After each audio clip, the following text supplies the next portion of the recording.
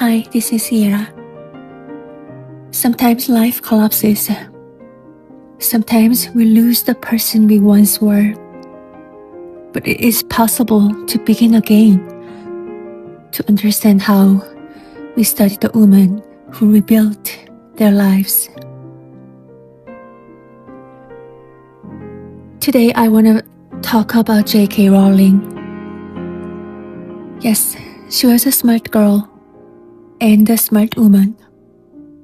She was educated, thoughtful, and deeply creative. The kind of person who seemed destined to build something meaningful and beautiful and successful. But the life rarely follows a straight line, eh? When she was young, she moved to Portugal, deciding to explore the world. Like all we did.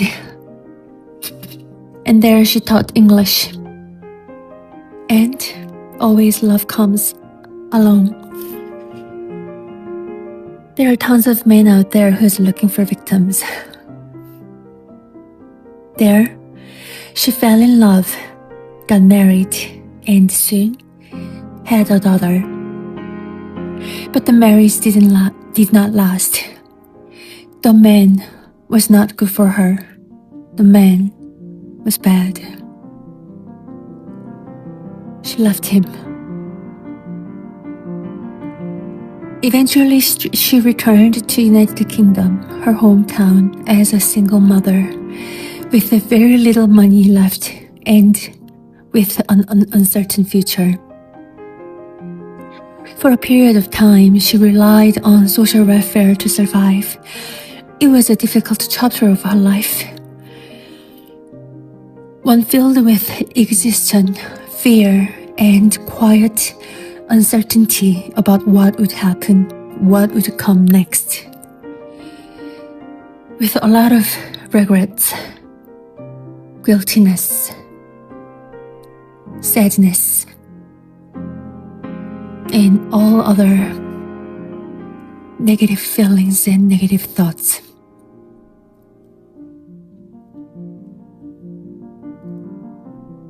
There were days when simply getting through the day was a challenge.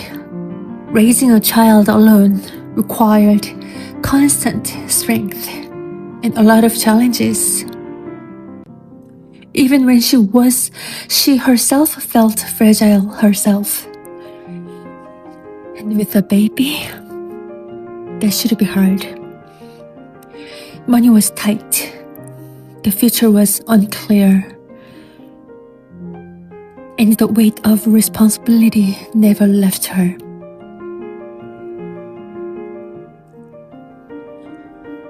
But even during that time, she kept one small promise to herself. She kept writing. Not because success was guaranteed, not because anyone believed in the story yet, but because writing was the one thing she knew she could not abandon.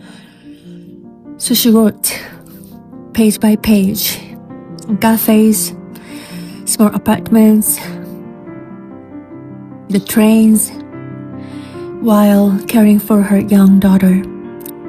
And slowly, a story about a young wizard began to take shape. The story became Harry Potter. But the road to publication was not easy as well. The manuscript was sent to publisher after publisher and rejected again and again. Rejected. Each rejection could have been the end of a story for many people. It would have been. But she continued to believe in the world she had created, even when no one else seemed to see its value yet. I guess it was 12 times in total. Finally, the world knows what happened next. The books became a global phenomenon, and J.K. Rowling became one of the most successful authors in history.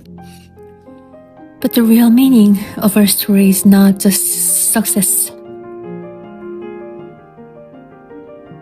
Life can fall apart. Choices can lead us into difficult places, I know. We make decisions. We thought that would be the best decisions, and then that's going to bring us some good things. But we make decisions, sometimes bad, terrible decisions that might destroy the whole identity of ours. But the person we were meant to become is not lost forever. Sometimes, the person is simply waiting for the moment when we find the courage to begin again. The uncertainty, the loneliness, the struggle. There must be something we can learn from it, because sometimes the people who rebuild their lives leave behind lessons for the rest of us. J.K. Rowling said, "Rock bottom became the solid foundation on which I rebuilt my life." Those words come from a time when everything had fallen apart.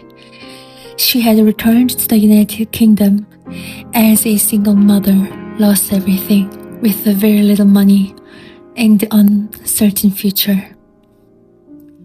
Not only uncertain future, but there must be a lot more hardships behind, I know.